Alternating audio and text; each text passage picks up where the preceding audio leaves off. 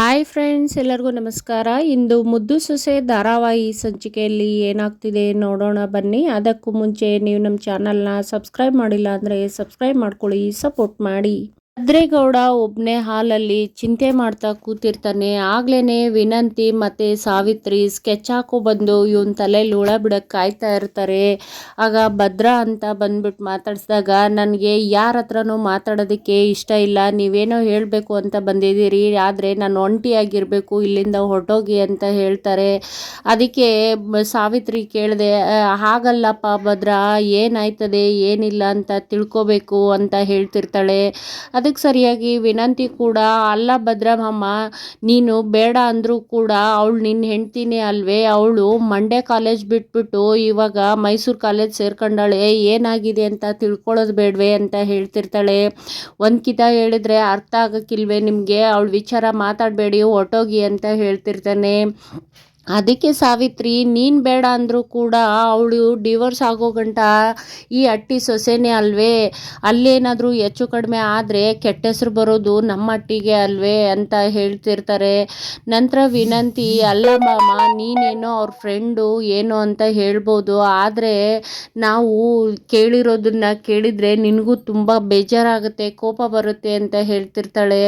ಸಾವಿತ್ರಿ, ನಾನು ಮೈಸೂರಲ್ಲಿ ಒಬ್ಬಳನ್ನ ಅವಳಿಗೋಸ್ಕರನೇ ನೇಮಕ ಮಾಡಿದ್ದೀನಿ ಕಣಪ್ಪ, ಏನು ಮಾಡ್ತಾಳೆ ಏನಿಲ್ಲ ಅಂತ ತಿಳ್ಕೊಳ್ಳೋದು ಬೇಡವೇ, ಅದಕ್ಕೋಸ್ಕರ ನೇಮಕ ಮಾಡಿದ್ದೀನಿ, ಅವಳೊಂದು ವಿಡಿಯೋ ಮಾಡಿ ಕಳಿಸಿದಾಳೆ ಅಂತ ಹೇಳ್ತಿರ್ತಾಳೆ.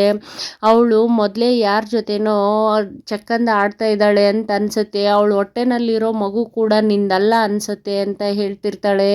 ಅದಕ್ಕೆ ಕೋಪ ಮಾಡ್ಕೊಂಡಿರ್ತಾನೆ, ನಾನು ಇದನ್ನೆಲ್ಲ ಹಾಗೆ ಸುಮ್ಮನೆ ಮಾತಾಡ್ತಿಲ್ಲಪ್ಪ, ಸಾಕ್ಷಿ ಮಡ್ಕೊಂಡೆ ಮಾತಾಡ್ತಿದ್ದೀನಿ ಅಂತ ಫೋನಲ್ಲಿ ರೆಕಾರ್ಡ್ ಆಗಿರೋದನ್ನ ಭದ್ರೇಗೌಡನಿಗೆ ತೋರಿಸ್ತಾಳೆ.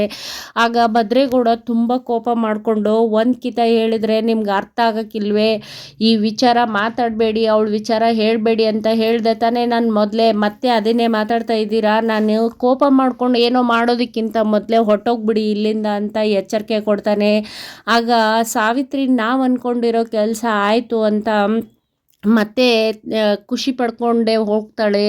ಆಗ ಫೋನನ್ನು ತೊಗೊಂಡ್ಬಿಟ್ಟು ಜೋರಾಗಿ ಎಸ್ಬಿಟ್ಟು ಹೊಂಟೋಗಿ, ಇನ್ನೊಂದು ಕ್ಷಣನೂ ನಮ್ಮ ಹತ್ರ ಇಟ್ಕೋಬೇಡಿ, ನಿಂತ್ಕೋಬೇಡಿ ಅಂತ ಎಚ್ಚರಿಕೆ ಕೊಟ್ಟಾಗ ವಿನಂತಿ ಮತ್ತು ಸಾವಿತ್ರಿ, ನಾವು ಬಂದಿರೋ ಕೆಲಸ ಆಯಿತು, ಅವನ ತಲೆಯಲ್ಲಿ ಹುಳ ಬಿಟ್ಟಾಯಿತು ಅಂತ ಹೇಳಿ ಸನ್ನೆ ಮಾಡ್ಕೊಂಡ್ಬಿಟ್ಟು ಅಲ್ಲಿಂದ ಹೊರಟೋಗ್ತಾರೆ. ಸರು ಹೊರಗಡೆ ಓದ್ತಾ ಕೂತಿರ್ಬೇಕಾದ್ರೇ ವಿದ್ಯಾನೂ ಕೂಡ ಬರ್ತಾಳೆ. ಆಗ ಖುಷಿಗೆ ಅಕ್ಕ ಬಂದ್ಲು, ಅವ್ವ ಅಕ್ಕ ಬಂದ್ಲು ಅಂತ ಕೂಗ್ತಾ ಇರ್ತಾಳೆ. ಅಷ್ಟರಲ್ಲೇ ಕಾಟ್ಲೆ ಹೊರಗಡೆ ಬರ್ತಾನೆ. ಅದಕ್ಕೆಮ್ಮ, ನೀವು ಒಳಗಡೆ ಹೋಗೋ ಆಗಿಲ್ಲ, ಇವತ್ತು ಊರಲ್ಲೆಲ್ಲ ನಿಂದೆ ಸುದ್ದಿ, ಎಷ್ಟು ಜನಕ್ಕೆ ದೃಷ್ಟಿ ಆದೀತೋ, ಅದಕ್ಕೆ ರತ್ನಕ್ಕ ಅಮ್ಮ ಒಳಗಡೆ ಬಿಡಬೇಡ ಅಂತ ಹೇಳಿದ್ದಾರೆ ಅಂತ ಹೇಳಿ ಒಳಗಡೆ ಇರೋರನ್ನ ಕರೀತಾರೆ. ಆಗ ದೃಷ್ಟಿ ತೆಗಿಬೇಕು ಅಂತ ಆರತಿ ತಟ್ಟೆ ಎಲ್ಲ ತಗೊಬಂದು, ಇವತ್ತು ಊರಲ್ಲೆಲ್ಲ ನಿಂದೆ ಸುದ್ದಿ, ಡಾಕ್ಟ್ರು ಓದಕ್ಕೆ ಹೋಯ್ತಾ ಇದ್ದಾಳೆ, ವಿದ್ಯೆ ಅಂದ್ಕೊಂಡಂಗೆ ಸಾಧಿಸ್ತಾ ಇದ್ದಾಳೆ ಅಂತ ಮಾತಾಡ್ತಿದ್ದಾರೆ ಅಂತ ದೃಷ್ಟಿ ತೆಗೆದ್ಬಿಟ್ಟು ಅವಳನ್ನ ಒಳಗಡೆ ಕರ್ಕೋತಾರೆ. ನಂತರ ಹೇಗಿತ್ತು ಕಾಲೇಜು ಅಂತೆಲ್ಲ ವಿಚಾರಿಸಿದಾಗ ತುಂಬ ಚೆನ್ನಾಗಿತ್ತು, ನನಗೆ ಇಬ್ಬರು ಫ್ರೆಂಡ್ ಆದರು ಅಂತಲೂ ಹೇಳ್ತಿರ್ತಾಳೆ.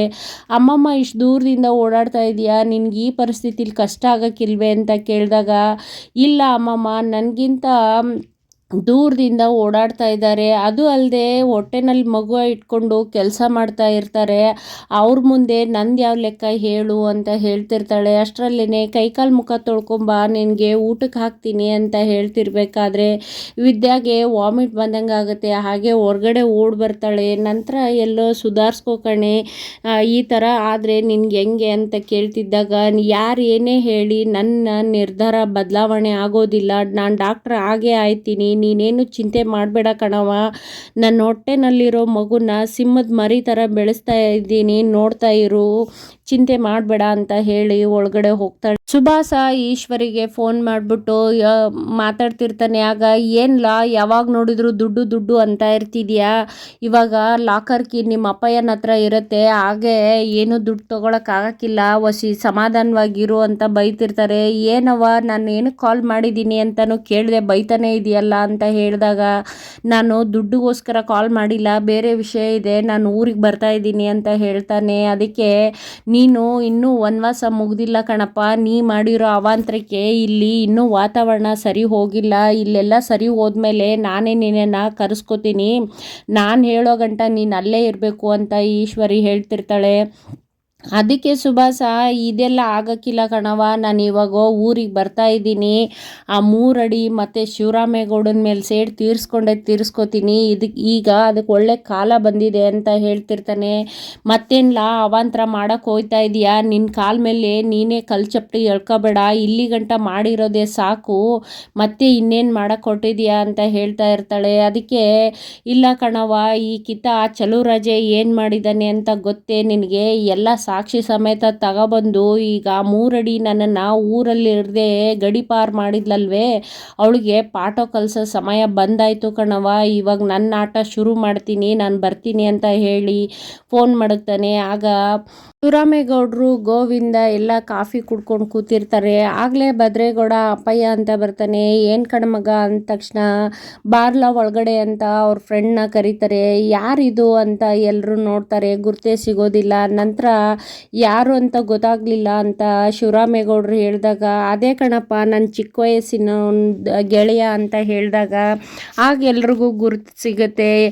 ಅಲ್ಲ ಗೌಡ್ರೆ, ಇಷ್ಟು ದಿವಸ ಆದರೂ ಇನ್ನೂ ನಮ್ಮನ್ನು ಮರೆದೆ ಹಾಗೆ ದೆಪ್ತಿ ಇಟ್ಕೊಂಡಿದ್ದೀರಾ, ನಿಮ್ಮ ದೊಡ್ಡ ಗುಣ ಅಂತ ಹೇಳಿದಾಗ, ಹೇಗಪ್ಪ ಮರೆಯೋಕ್ಕಾಗತ್ತೆ ಭದ್ರ, ನೀನು ಕಣ್ಮಣಿ ನಮ್ಮ ವಿನಂತಿ ಎಲ್ಲರೂ ಒಟ್ಟಿಗೆ ಆಡ್ತಾ ಇದ್ರಲ್ವೇ ಅಂತ ಹೇಳ್ತಿರ್ತಾರೆ. ಆಗ ಗೋವಿಂದ ಕೂಡ, ನೀನು ನಿಮ್ಮ ಮಟ್ಟಿಗೆ ಹೋಗೋದೇ ಇಲ್ಲ ಅಂತ ನಿಮ್ಮವ್ವ ಬಂದು ಒಡೆದು ಕರ್ಕೊಂಡು ಹೋಯ್ತಾ ಇದ್ರಲ್ಲಪ್ಪ, ಹೇಗೆ ಮರೆಯೋಕ್ಕಾಗತ್ತೆ ನಿಮ್ಮನ್ನೆಲ್ಲ ಅಂತ ಹೇಳ್ತಾರೆ. ನಂತರ ಏನಿಲ್ಲ ಅಪ್ಪಯ್ಯ, ಒಬ್ಬರು ನಂಬಿಕಸ್ಥ ಡ್ರೈವರ್ ಬೇಕು ಅಂತ ಹೇಳ್ತಾ ಇದ್ದೀಯಲ್ವೇ, ಅದಕ್ಕೆ ಇವನನ್ನು ಕರ್ಕೊಬಂದಿದ್ದೀನಿ ಅಂತ ಭದ್ರೇಗೌಡ ಹೇಳ್ತಾನೆ. ಮೋಹನ, ನೀವು ಬೆಂಗಳೂರಲ್ಲಲ್ವಾ ಇದ್ದಿದ್ದು ಅಂತ ಕೇಳಿದಾಗ, ಹೌದು ಅಮ್ಮವ್ರೆ, ನಾವು ಬೆಂಗಳೂರಲ್ಲಿದ್ವಿ, ಅಪ್ಪಯ್ಯ ಕೆಲಸ ಮಾಡಬೇಕಾದ್ರೆ ಅಲ್ಲೇ ಕರ್ಕೊಂಡು ಹೋಗಿದ್ರು, ಅಪ್ಪ ತೀರೋದ್ಮೇಲೆ ಅವ್ವ ಇವಾಗ ಜಮೀನು ನೋಡ್ಕೊಂಡು ಅಲ್ಲೇ ಊರಲ್ಲೇ ಇದ್ರಾಯ್ತು ಅಂತ ಕರ್ಕೊಬಂದರು, ಅದಕ್ಕೋಸ್ಕರ ಇಲ್ಲೇನಾದರೂ ಕೆಲಸ ಹುಡುಕ್ಬೇಕು ಅಂತ ಇದ್ದಾಗ ಚಿಕ್ಕಗೌಡ್ರು ಈ ಥರ ಹೇಳಿದರು ಅಂದಾಗ, ಆಯಿತು ನಿನ್ನ ಕೈ ಬಾಯಿ ಶುದ್ಧ ಇರಬೇಕು, ಯಾಕೆ ಈ ಮಾತು ಹೇಳ್ತಿದ್ದೀನಿ ಅಂತಂದರೆ, ಈ ಹಟ್ಟಿನಲ್ಲಿ ಸುಮಾರು ವಿಚಾರಗಳು ನಡೀತಾ ಇರ್ತದೆ, ರಾಜಕೀಯ ಅಂದಮೇಲೆ ಇಲ್ಲಿ ವಿಚಾರಗಳು ಹೊರಗಡೆ ಹೋಗಬಾರ್ದು ಅಂತ ಹೇಳಿದಾಗ, ಆಯಿತು ಗೌಡ್ರೆ ಅಂತ ಹೇಳ್ತಾನೆ. ನಂತರ ಭದ್ರೇಗೌಡರಿಗೆ ಇರೋ ವಿಚಾರ ಎಲ್ಲನೂ ಅವನಿಗೆ ಹೇಳ್ಬಿಡು ಅಂತ ಕಳಿಸ್ತಾರೆ. ಚಲುರಾಜ ಲಾಯರ್ನ ಮನೆಗೆ ಕರ್ಕೊಬಂದಿರ್ತಾನೆ. ನಂತರ ರತ್ನ ಅವ್ರಿಗೆ ಕೂಡಿಸ್ಬಿಟ್ಟು ವಿದ್ಯಾನ್ ಕರೀತಾಳೆ. ಆಗ ನೋಟಿಸಲ್ಲಿ ಅವರು ಮ್ಯೂಚುವಲ್ ಅಂಡರ್ಸ್ಟ್ಯಾಂಡಲ್ಲಿ ಡಿವೋರ್ಸ್ ಬೇಕು ಅಂತ ಕಳಿಸಿದ್ದಾರೆ. ಈಗ ಅವ್ರ ಸೀನಿಯರ್ ನಾನಾಗಿರೋದ್ರಿಂದ ನಿಮ್ಮ ಕೇಸ್ನ ನಾನೇ ಹ್ಯಾಂಡಲ್ ಮಾಡೋದು ಅಂತ ಹೇಳಿದಾಗ, ರತ್ನ ಹಾಗಂದರೆ ಏನು ಮೇಡಮ್ ಅವರೇ ಅಂತ ಕೇಳಿದಾಗ, ಪರಸ್ಪರ ಒಪ್ಪಿಗೆಯಿಂದ ಇಬ್ಬರು ಕೂತು ಮಾತಾಡಿ ಬೇರೆ ಆಗ್ತಾ ಇದ್ದೀವಿ ಅಂತ ಹೇಳ್ತಾರೆ. ಅದಕ್ಕೆ ಏನು ನಿರ್ಧಾರ ಮಾಡಿದ್ದೀರಾ ಅಂತ ವಿದ್ಯಾನ್ ಕೇಳ್ತಾ ಇದ್ದಾಗ, ಅವ್ರು ಕೂತು ಮಾತೇ ಆಡಿಲ್ಲ ಮೇಡಮ್ ಅವರೇ ಅಂತ ಹೇಳ್ತಿರ್ತಾರೆ. ನಂತರ ಅವ್ರು ಕೂತು ಮಾತಾಡದೇ ಇದ್ದರೂ ಕೂಡ, ನಾವಿವಾಗ ಏನು ಕಳಿಸ್ಬೇಕು, ಏನು ನಿರ್ಧಾರ ಮಾಡ್ತೀರಾ, ನೀವು ಗರ್ಭಿಣಿ ಬೇರೆ ಅಂತ ಕೇಳಿದೆ, ಅದು ದಿಟ್ವೇ ಅಂತ ಹೇಳ್ತಾರೆ. ಅದಕ್ಕೆ ಹೌದು ಮೇಡಮ್ ಅವರೇ, ದಿಟ್ವಾಗ್ಲು ಅಂತ ರತ್ನ ಹೇಳ್ತಿರ್ತಾಳೆ. ಆಗ ವಿದ್ಯಾ ಏನು ಮಾತಾಡಿರೋದಲ್ಲ. ನಂತರ ಲಾಯರು, ನಿನ್ನ ನಿರ್ಧಾರ ಏನು ಅಂತ ಹೇಳಿದರೆ ನಾವು ಮುಂದೆ ಏನು ಮಾಡಬೇಕು ಅಂತ ಗೊತ್ತಾಗುತ್ತೆ ಅಂತ ಹೇಳ್ತಿರ್ತಾರೆ. ಆಗ ಒಂದು ಕ್ಷಣ ಅವ್ರು ಮಾತಾಡಿರೋದನ್ನೆಲ್ಲನೂ ವಿದ್ಯಾ ನೆನ್ಪು ಮಾಡ್ಕೋತಾಳೆ. ಆಗ ಇದಕ್ಕೆ ನನಗೆ ಒಪ್ಪಿಗೆ ಇಲ್ಲ ಅಂತ ಹೇಳ್ತಾ ಇರ್ತಾಳೆ.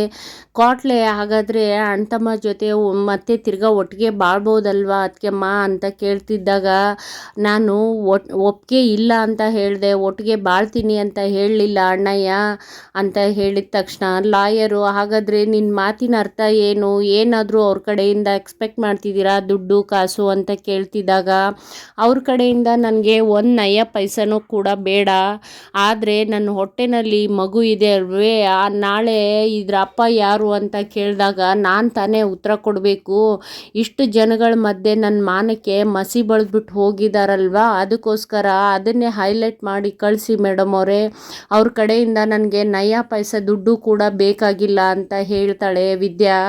ಆಗ ಲಾಯರ್ ಕೂಡ ನೀನು ಅವರೊಟ್ಟಿಗೆ ಬಾಳೋದು ಇಲ್ಲ ಅಂತೀಯ, ಜೊತೆಗೆ ಕಾಂಪನ್ಸೇಷನ್ನು ಬೇಡ ಅಂತ ಇದೆಯಲ್ಲ, ಯಾಕೆ ಅಂತ ಮತ್ತೆ ಕೇಳಿದಾಗ ಆ ಮಗುಗೋಸ್ಕರ ಮೇಡಮ್ ಅವರೇ, ಈ ಮಗು ನಾಳೆ ನನಗೆ ಕೇಳೋ ಪ್ರಶ್ನೆಗೆ ನಾನು ಅಪ್ಪ ಯಾರು ಅಂತ ತೋರಿಸ್ಬೇಕಲ್ವೇ, ಅದಕ್ಕೋಸ್ಕರನಾದರೂ ನಾನು ಡಿವೋರ್ಸ್ ಕೊಡೋದಿಲ್ಲ ಅವ್ರಿಗೆ ಅಂತ ಹೇಳ್ತಿರ್ತಾಳೆ. ಇದೆಲ್ಲ ಮಾತು ಕೇಳಿಬಿಟ್ಟು ಅಮ್ಮಮ್ಮನಿಗೆ ಕ್ವಾಟ್ಲೆಗೆ ಎಲ್ಲರಿಗೂ ಶಾಕ್ ಆಗುತ್ತೆ. ಅದಕ್ಕೆಮ್ಮ ಏನು ಹೇಳ್ತಿದ್ದಾರೆ ಅಂತಲೇ ನಂಗೆ ಅರ್ಥ ಆಗ್ತಿಲ್ವಲ್ಲ ಅಂತ ಯೋಚನೆ ಮಾಡ್ತಾ ಹಾಗೆ ನಿಂತಿರ್ತಾನೆ. ಅಲ್ಲಿಗೆ ಈ ಸಂಚಿಕೆ ಮುಗಿಯುತ್ತೆ. ಈ ಸಂಚಿಕೆ ಇಷ್ಟ ಆದರೆ ಲೈಕ್ ಮಾಡಿ, ಶೇರ್ ಮಾಡಿ, ಸಬ್ಸ್ಕ್ರೈಬ್ ಮಾಡಿ. ಧನ್ಯವಾದಗಳು.